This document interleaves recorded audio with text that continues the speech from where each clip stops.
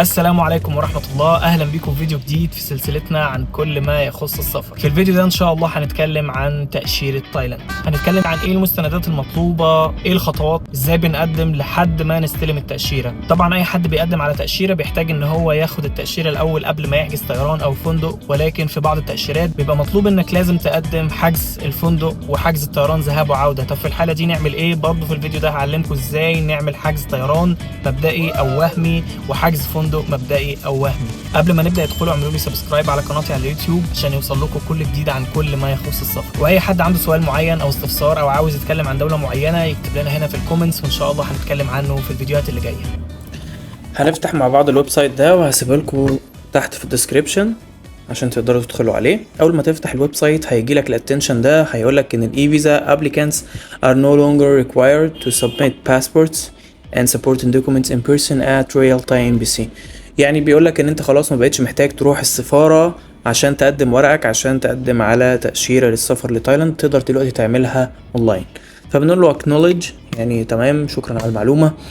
بنعمل create an account في الويب سايت ده. وقبل ما نعمل create an account خليني اوريكم كده لمحة سريعة عن الويب سايت بتاعهم. الويب سايت ده تقدر تعمل من عليه اي حاجة انت محتاجها للسفارة.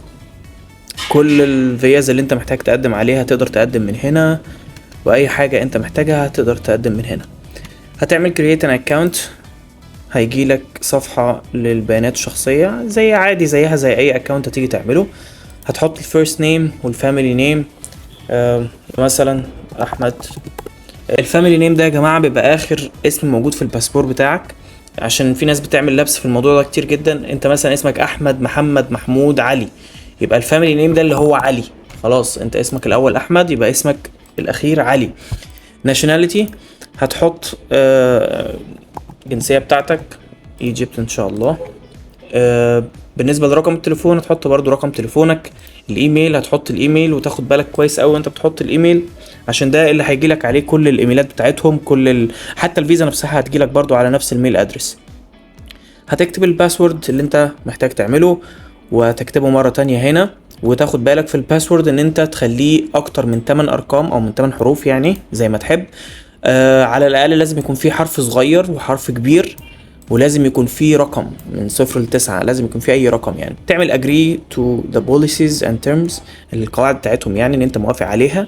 وبعدين بتكتب الكود اللي موجود قدامك في الصورة ده، ولو مش واضح بتعمل كده ويجيب لك كود غيره. المهم وبتعمل create an account. احنا هنعمل طبعا sign in على طول عشان احنا already عاملين account قبل كده، هنعمل sign in، هنكتب الكود وكده. بعد ما فتحنا ده هيبقى شكل الويب سايت. بعد ما تعمل sign in هنقول له ان احنا عاوزين نعمل نيو فيزا، موجودة فوق على الشمال اهي. هندخل عليها هيفتح لنا صفحة فيها يعني 4 خطوات اهم محتاجين ان احنا نكملهم عشان نقدر نقدم على طلب الفيزا. اول حاجة check for eligibility، يعني ان احنا نشوف متاح لنا ان احنا نطلع فيزا ولا لا. اول حاجة بتحط الباسبور بتاعك، بتقول له من اي دولة، من مصر. current location يعني انت دلوقتي موجود فين، يعني فلو انت في دولة تانية غير مصر بتقول له، لو في مصر بتقول له مصر. apply at، احنا في مصر عندنا سفارة تايلاند في مصر، فاحنا خلاص بنختارها automatically. يعني بقول لك where there is no Royal Thai Embassy in your area please find one with applicable jurisdiction. يعني بيقول لك لو انت مفيش في المنطقة بتاعتك سفارة لتاي تقدر تقدم في اي دولة تانية او اي منطقة تانية يكون فيها سفارة بتاعتك. تاني حاجة بننزل تحت ال purpose of visit، مطلوب فيها اول حاجة ان احنا نقول الباسبور، نوع الباسبور بتاعنا هو ايه، هو ordinary passport، وده يعني لمعظم الشعب معاه. الفيزا تايب هنقول له tourist فيزا، احنا رايحين فيزا سياحة، احنا كل ده بنقدم على تأشيرة سياحة عادية جدا. بعد ما بنختارها بيحمل شوية وبيطلع لنا ال purpose of visit. بعدها برضو هنقول له tourism. number of entries، يعني انت محتاج الدخول يبقى فردي ولا multiple، يعني محتاج تدخل مرة واحدة ولا اكتر من مرة. خلي بالك لو اخترت multiple هتدفع فيز اكتر، هتدفع فلوس اكتر للتأشيرة، ولو اخترت سنجل بتبقى ارخص منها شوية. عامة احنا كده هنختار سنجل. وخلي بالك بيقولك هنا the difference in fee will not be refunded if the officer grants a single entry visa instead of the multiple entries visa you applied for. يعني لو انت عملت apply لمultiple اللي هي سعرها اغلى وتخصم بسعر المالتيبل، والضابط اللي بيديلك التأشيرة قرر ان هو يديها لك سنجل، ساعتها مش هيرجعوا لك فرق العملة اللي انت دفعته. فاحنا من البدايه بنختار سنجل. هنعمل نيكست وهندخل على الصفحه اللي بعدها اللي هي خطوه رقم 2 applicant information. اول حاجه هتبقى عندنا الباسبورت بتاعك، هتحط صوره للباسبور بتاعك، هتعمل براوز وتختاره من تبقى انت واخده كده سكرين شوت نضيفه من الموبايل ولا حاجه وتحطها على الويب سايت هنا. اول ما بتختار صورة الباسبور حتى بيطلع لك بياناتك كلها، هما ال AI بيقراها كلها وبيحطها لك كلها جاهزة من غير ما تضطر ان انت تقعد تكتب كل الكلام ده.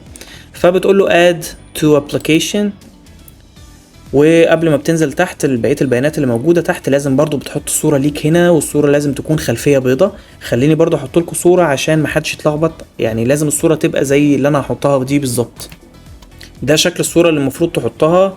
وخلي بالكم غالبا في اي سفارة في الدنيا اي حد بيطلب صورة شخصية للتأشيرة لازم بتكون كده خلفية بيضة، ويعني تكون طبيعية، ما فيهاش فوتوشوب، ما فيهاش اي لعب في اساسات الصورة يعني.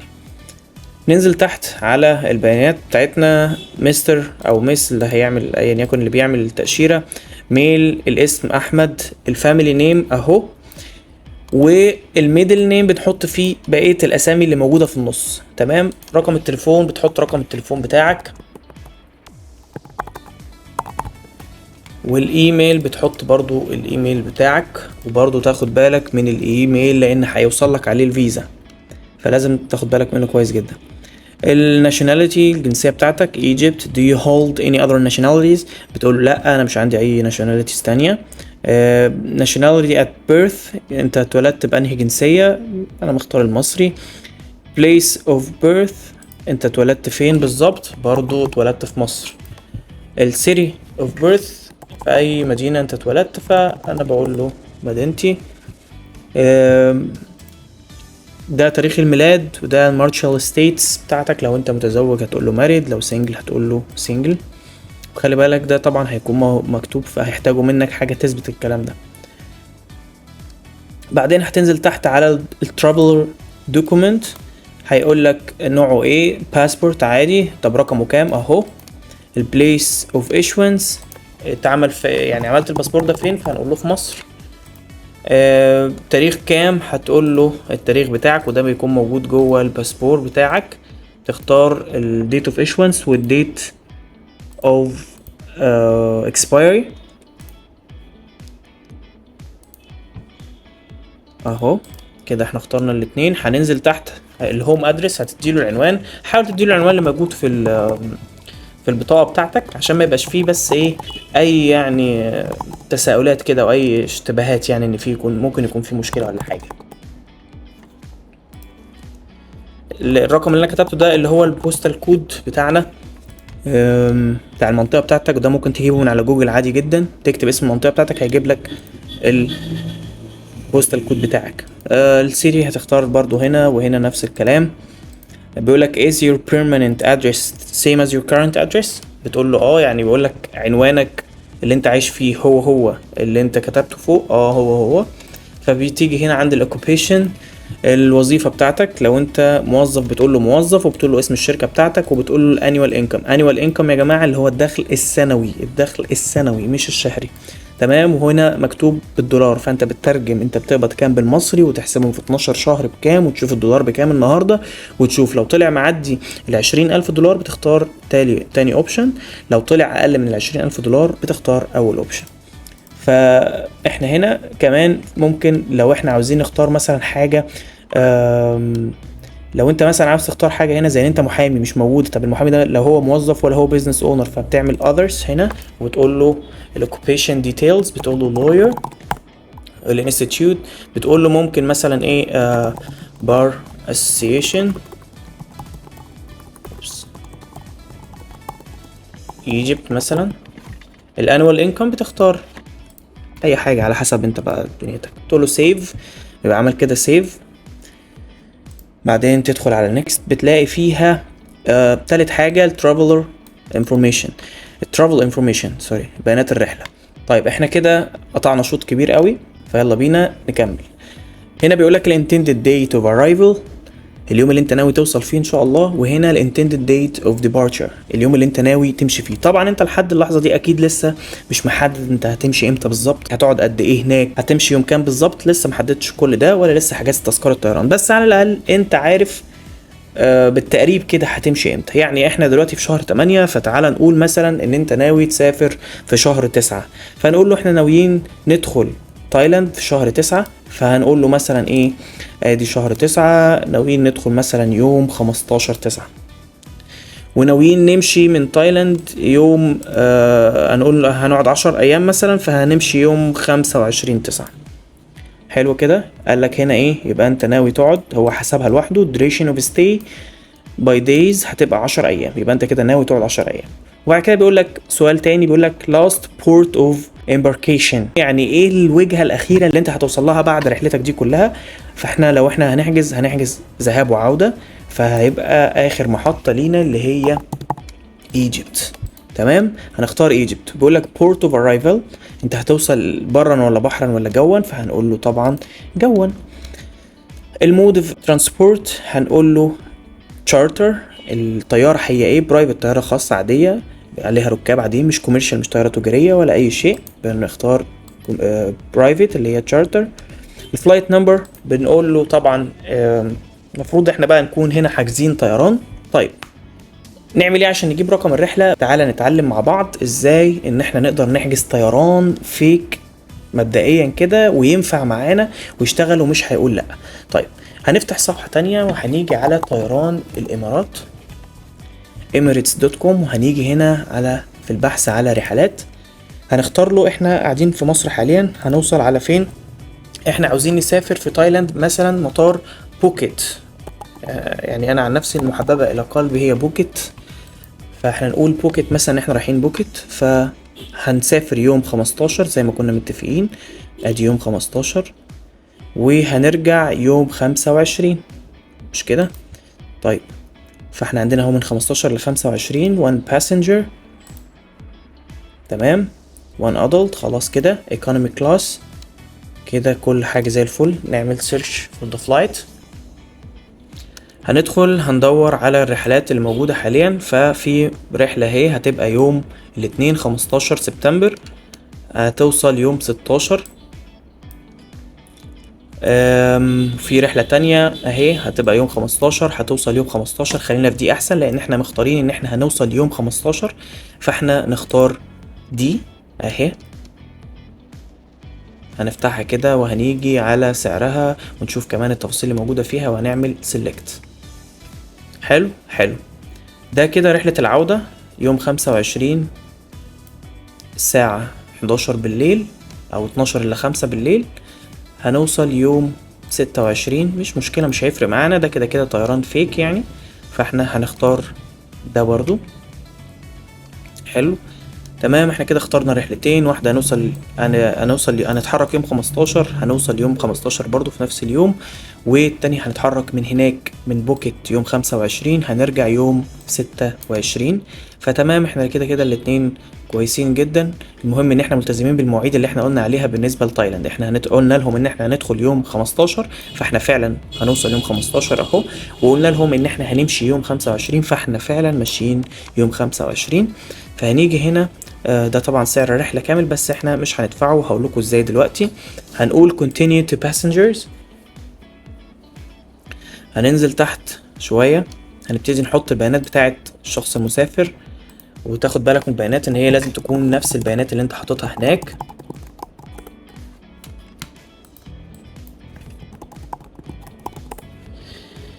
تمام، هو كتب لوحده مستر احمد عبد الرازق ادلت، الاسم الاول والاسم الفاميلي. طبعا في التليفون تحط له التليفون بتاعك،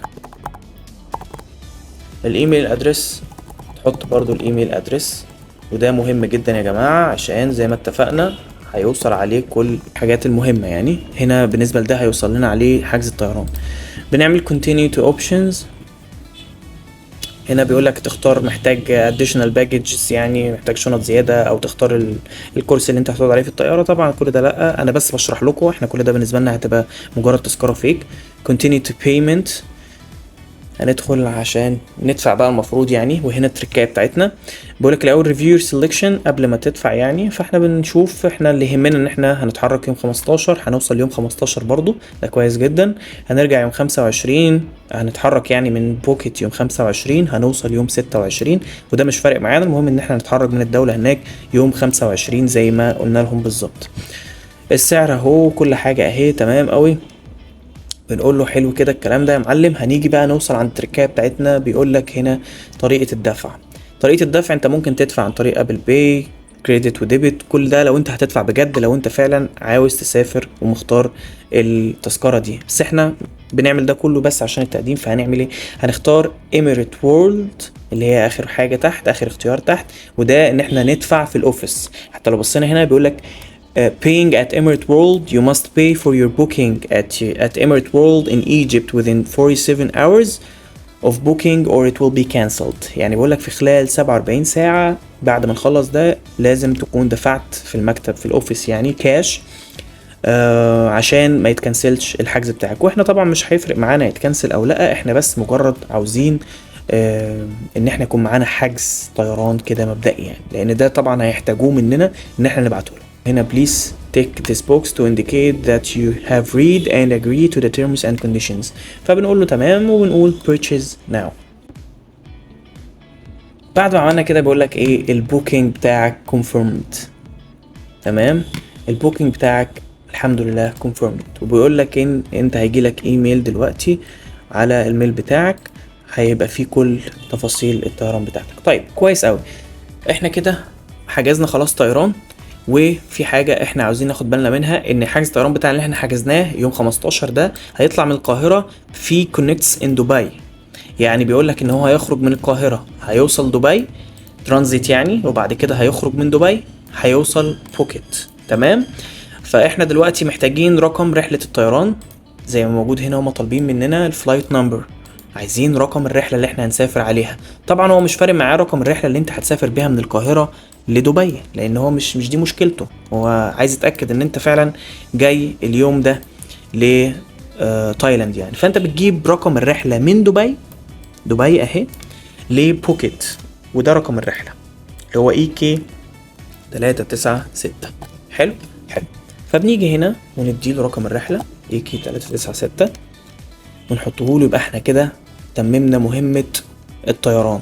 هنيجي بقى تحت عند حتة الاكوميديشن. الاكوميديشن احنا لو هنقعد في اوتيل هنحط اسم الاوتيل ونحط عنوانه ونحط السيري ونحط كل التفاصيل دي، رقم التليفون وعدد الايام اللي انت اوريدي حجزتها عنده. طيب احنا برضو لسه ما حجزناش فندق ومش عايزين نحجز فندق دلوقتي ومش عايزين ده يكلفنا. تعالى برضو اقولك ازاي ممكن نحجز فندق كده وهمي مبدئيا لحد ما نقرر احنا هنعمل ايه. فتحنا موقع بوكينج، هنيجي في بوكينج وهنختار الوجهة بتاعتنا. هنقول له احنا رايحين يا معلم بوكيت اهي تايلاند. تمام، ونقول له ان احنا عاوزين نوصل. طبعا احنا لازم نحط تواريخ مظبوطة جدا، وخلي بالكم ده كله فيك يعني، بس طبعا لازم نحط تواريخ مظبوطة عشان ده اللي هناخد بيه التأشيرة بتاعتنا. حطينا ان احنا هنوصل يوم 15 وهنمشي يوم 25، فاحنا محتاجين الايام دي كلها في الحجز بتاعنا. شخصان بالغان لا، احنا هنختار شخص واحد فقط، وممكن تخليها شخصين عشان برضو تبقى باينه ان ايه بالنسبه له ان احنا اتنين رايحين مع بعض مش انا لوحدي. فمش عندي نيه ان انا اهرب في الدوله او ان انا اكسر فيزا واقعد اكتر من المده المطلوبه يعني. فنخليها شخصين، اكن مثلا حد وصاحبه، حد وزوجته، حد ايا يكن يعني رايحين مع بعض. فبنعمل سيرش. طبعا الاختيارات اللي طلعت دي احنا مش هنبص عليها دلوقتي نهائي. هنيجي تحت عند الفلتر هنا اللي موجود على اليمين، وهنختار الحاجات اللي احنا ينفع فيها نحجز بدون بطاقة ائتمانية، الحاجات اللي احنا ممكن نحجز فيها بدون بطاقة ائتمانية. خلي بالكم من الاوبشن ده مهم جدا. ونختار برضو الحاجات اللي فيها الغاء مجاني. تمام تمام. هيجيب لنا اول مكان اهو، احنا مش فارق معانا سعره كام. هندخل عليه، هندوس عليه كده وهنسيبه يحمل. هيفتح. انت عندك ده السعر في مش عارف 2 سرير ايه والتفاصيل بتاعته دي كلها. طيب يا عم جميل جدا، احنا هنختار ده فعلا. نختار واحد اهو. بنطلع فوق ونيجي عند حجز، احجز الان، ندوس عليها. بنديله البيانات بتاعتنا، احمد نحط له اللاست نيم برضو والايميل.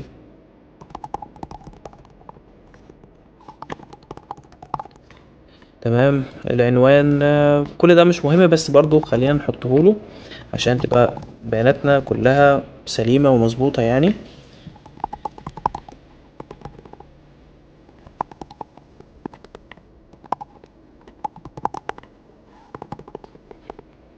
ورقم التليفون بتاعنا، ونيجي هنا انا الضيف الرئيسي، هل انت مسافر بغرض العمل؟ تقول له لا. بعد كده البطاقة الائتمانية غير مطلوبة، ده كويس جدا. الاسم الكامل للضيف ده اهو، لو حابب تحط اسمك كله حطه عشان ده اي لبس يعني براحتك، بس عامة ما تقلقش.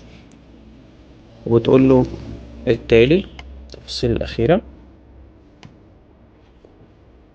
عشان نكمل الحجز بتاعنا.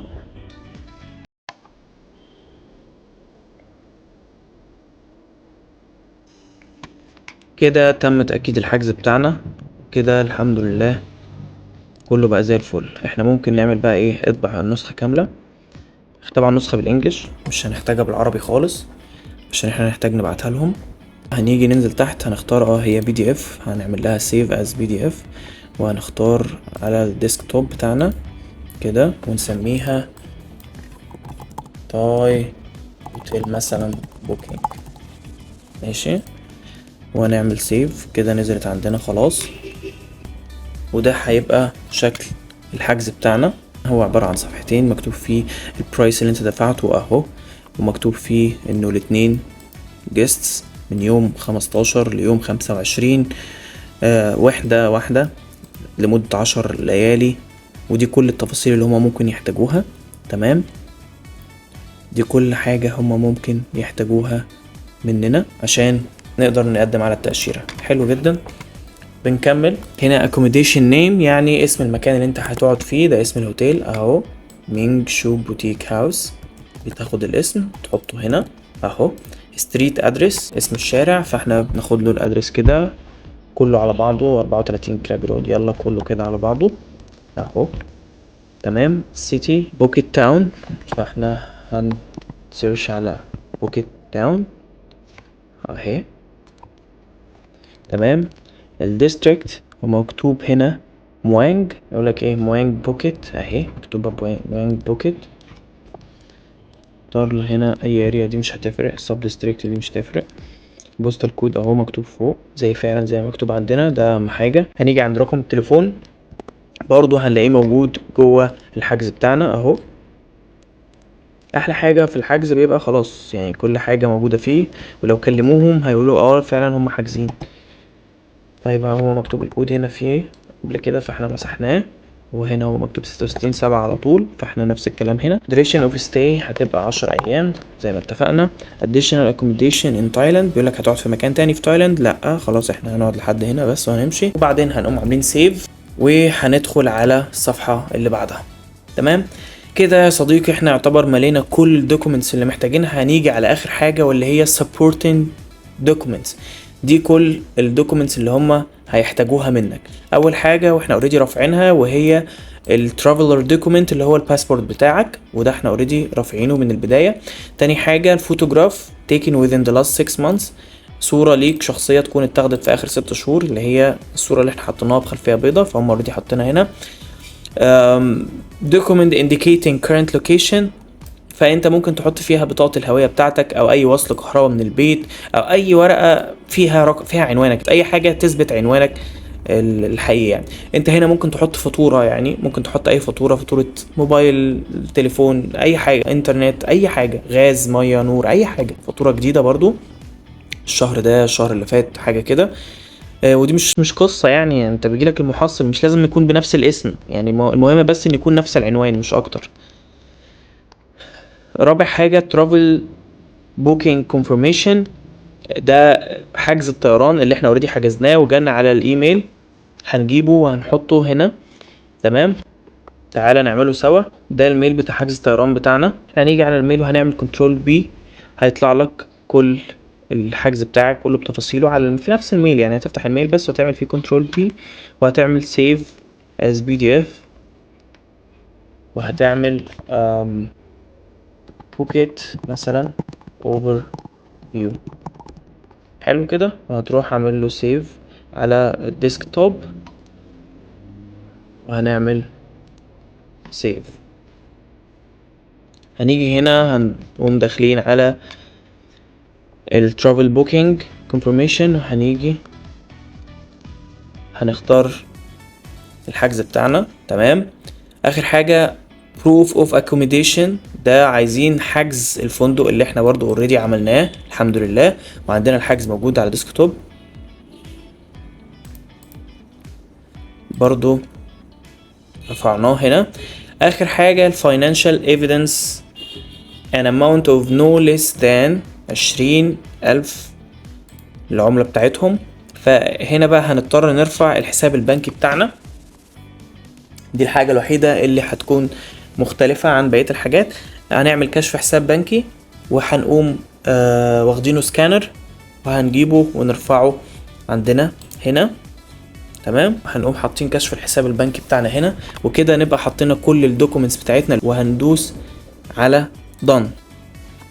هيجيب لك هنا كل البيانات بتاعتك، البيانات اللي انت دخلتها بصورتك الشخصية. هتراجع عليهم مراجعة سريعة كده جدا، تقراهم كده واحدة واحدة وتشوف لو في اي حاجة غلط هنرجع نعدلها. خد بالك من الديت اوف ايشوانس والديت اوف اكسبايري ان هم يكونوا مختلفين، ما تكونش مدخل حاجة مكان حاجة. بعد كده بيقول لك ده declaration، بيقول لك I have read and understood the question in the application and ensure that my answers and all supporting documents are true and correct. I consent to the collection, use and disclosure of my personal information which I have provided for the processing of my visa application through the e-visa system. I hereby confirm that I have recognized responsibility for environmental matters. يعني باختصار ان انت هتلتزم بكل التفاصيل، وان كل البيانات اللي انت حطيتها دي على مسؤوليتك الشخصيه، وان انت اللي جمعت كل المعلومات دي وانت المسؤول عن كل حاجه، وان انت هتلتزم بالبيئه اللي انت هتكون موجود جواها في تايلاند. تمام. الاسم موجود مظبوط، الابليكانت سيجنتشر اهو، الديت النهارده هتقول له accept and confirm.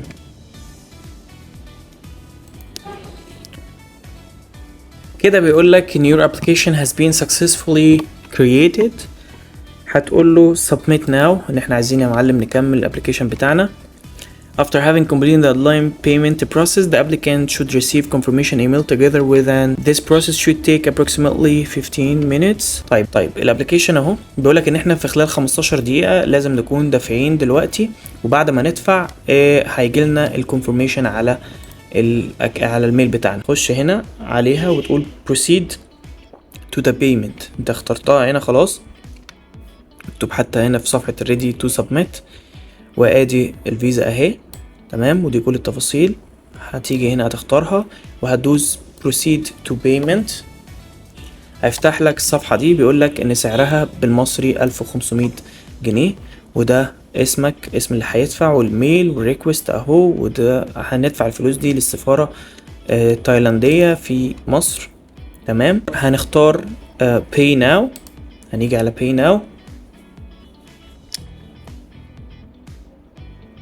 هيفتح معاك هنا صفحة الدفع، هتحط رقم الكارت بتاعك والاسم اللي موجود على الكارت، expiry date والسكيورتي كود اللي هو في ظهر الكارت بتاعك، هتحطهم وهتدوس على make payment وهيتم الدفع على طول. طبعا احنا مش هندفع لان ده فيديو بس للشرح، وهيتم الدفع على طول. بعد ما تدفع هيجيلنا الميل ده، هتستلم الايميل ده electronic receipt the online payment for your visa application رقم كذا is successfully proceeded. You can download the e-receipt as attached herewith or from your e-visa account on our website. يعني انت ممكن تنزل الريسيت من الويب سايت وممكن اوريدي تستعمله من هنا. هو اوريدي جالك هنا، بيبقى باسمك برقم الباسبور بتاعك وبالمبلغ اللي انت دفعته. بعد كده يا صديقي بتنتظر 10 ايام، وهي غالبا بتكون قبل كده يعني. في بعض الحالات اللي هم بيبعتوا لك ان هم محتاجين دوكيومنتس تانية، وبعض الحالات اللي خلاص بيبعتوا لك الفيزا على طول. ولو في اي مشكلة او اي سبب بيدعي للرفض يعني بيبعتوا لك طبعا ايه السبب معاه لو اترفضت يعني. بعد حوالي اسبوع او يمكن اقل استلمنا ايميل من سفارة تايلاند طالبين دوكيومنتس تاني مننا.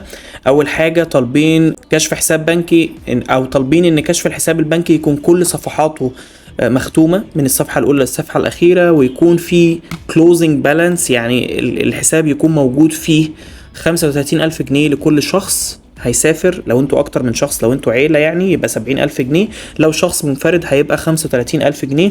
ويكون كشف الحساب البنكي ظاهر على الأقل آخر 3 شهور، ويكون كشف الحساب البنكي كله بالإنجليش.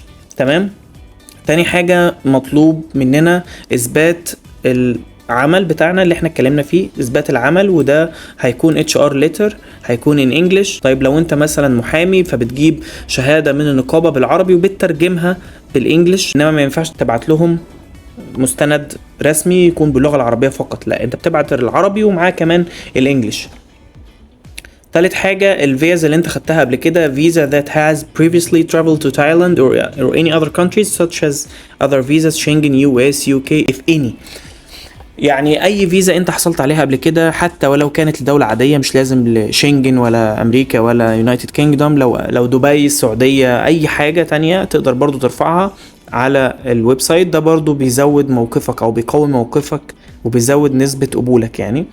اخر حاجة other request documents original social insurance in Arabic language، وده بتروح تجيبه من التأمينات، بتجيب ده التأمينات الاجتماعية واللي هي بتثبت انت وظيفتك ايه. يعني مثلا انت مكتوب لك انت بتشتغل في شركة، مكتوب لك مثلا موظف استقبال، فهيبقى طالع لك في التأمينات الاجتماعية بتاعتك ان انت موظف استقبال، فهتعمل برضو نسخة من التأمينات الاجتماعية وهتبعتها لهم. ده بيبقى حاجة يعني مش شرط ان هم يبعتوا لكل الناس نفس الحاجات اللي طلبوها مني دي، ولكن في ناس يطلبوا منها حاجات وفي ناس يطلبوا منها حاجات تانية. احنا بس بنرفع المستندات المطلوبة في الاول، وبيجوا لو هم عايزين مستندات زيادة بيبعتوا لك ميل زي ده، وانت بتشوف المستندات دي وبتبعتها لهم ازاي؟ بتدخل على الويب سايت، تدخل على request documents، تدخل على reference number ده، هترفع عليه كل المستندات المطلوبة دي، هتعمل confirm the attachment of the requested documents by clicking accept and confirm.